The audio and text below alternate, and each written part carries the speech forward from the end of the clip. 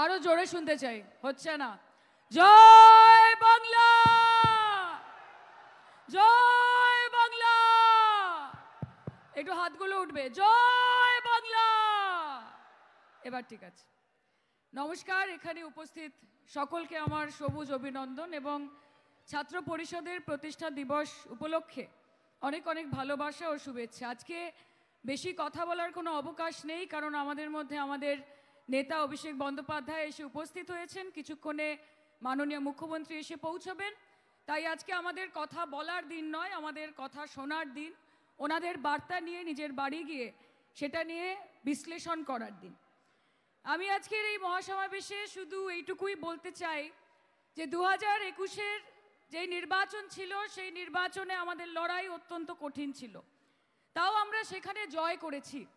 2024-এও আমরা বাংলার মানুষের বিপুল ম্যান্ডেট নিয়ে ভোটে জিতে এসেছি এবং 2026 সালের ভোটের জন্য আমরা নিশ্চিত যে মা মাটি মানুষের আশীর্বাদ নিয়ে নবান্নের 14 তলার সিঁড়ি বেয়ে কোনো দিল্লির বাবুর বুট উঠবে না, বাংলার মেয়ের হাওয়াই চটিই উঠবে।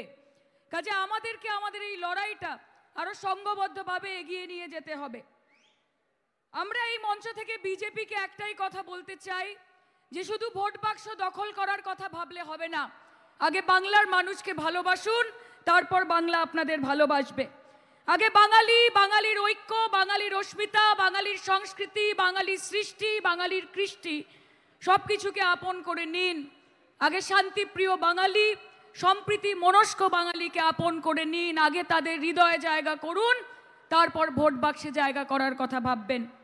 আপনারা বাঙালিকে বাংলাদেশি বলে দাগিয়ে দেবেন। বাংলা বলার অপরাধে বিজেপি শাসিত রাজ্যে পরিযায়ী শ্রমিকদের আলো কেটে নেবেন, জল কেটে নেবেন, বাংলা বলার অপরাধে তাদের কান কেটে নেবেন। আর যখন ইলেকশন আসবে তখন আপনারা আশা করবেন যে বাঙালি আপনাকে বুকে টেনে নেবে। আপনারা ভাবছেন যে এসআইআর করে মমতা বন্দ্যোপাধ্যায়কে টাইট দেবেন।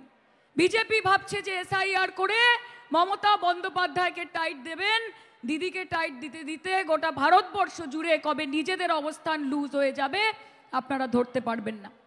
একটা কথা বিজেপি বুঝে নিন, একটা কথা বিজেপি বুঝে নিন যে আপনারা বাংলাকে নোটে বঞ্চিত করবেন, বাংলা আপনাকে ভোটে বঞ্চিত করবে।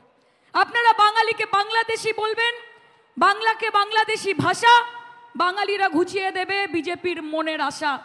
আজকে মমতা বন্দ্যোপাধ্যায়, অভিষেক বন্দ্যোপাধ্যায়, সর্বভারতীয় তৃণমূল কংগ্রেস তারা শুধুমাত্র পশ্চিমবঙ্গের মানুষের অধিকারের জন্য লড়ছে না, তারা সমগ্র ভারতবর্ষের মানুষের অধিকারের জন্য লড়ছে। তাদের ভোটার অধিকারের জন্য লড়ছে, তাদের জীবন জীবিকার অধিকারের জন্য লড়ছে।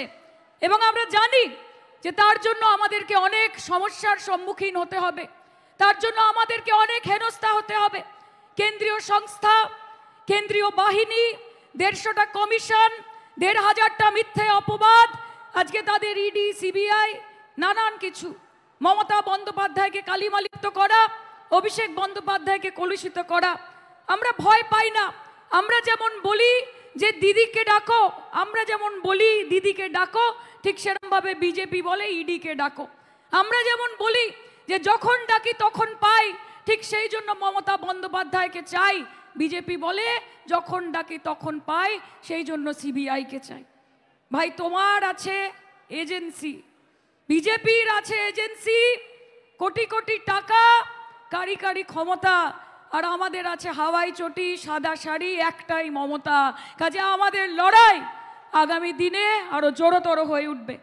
এবং রয়েছে বাংলার মানুষ, এবং রয়েছে বাংলার মানুষ যাদেরকে অত বোকা বানানো সম্ভব নয়, যাদেরকে বোকা বানানো সম্ভব নয়। এবং ভুলে যাবেন না বিজেপি, ভুলে যাবেন না বিজেপি যে এটা আপনাদের দিবা স্বপ্ন, এই বাংলায় জেতা। ভুলে যেও না বিজেপি, এটা তোমার দিবা স্বপ্ন, এই বাংলায় জেতা। আমাদের আছে অভিষেক ও নেতার মতো নেতা, কাজে তাকে নিয়ে আমরা এগোবো, তার দেখানো পথে আমরা এগোবো। আজকে বাংলার মানুষ জানে, শোন, বাংলার মানুষ জানে কোন বিজেপির এমপি, এমএলএ, কোন নেতা, কোন মন্ত্রী বাংলার মানুষের অধিকারের জন্য লড়ছে না।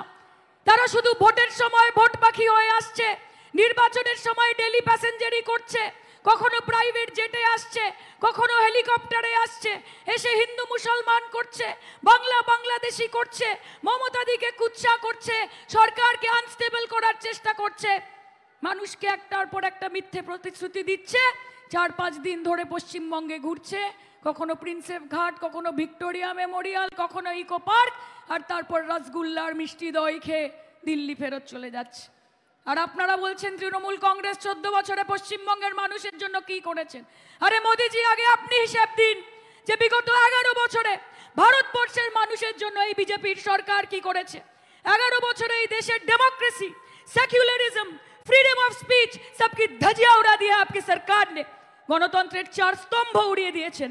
বেকারত্ব আটকাতে পারেননি, দারিদ্রতা আটকাতে পারেননি, মুদ্রাস্ফীতি আটকাতে পারেননি, মা বোনেদের ধর্ষণ আটকাতে পারেননি, কৃষকের আত্মহত্যা আটকাতে পারেননি। আর আপনারা বলছেন মমতা বন্দ্যোপাধ্যায় পশ্চিমবঙ্গের জন্য কি করেছে।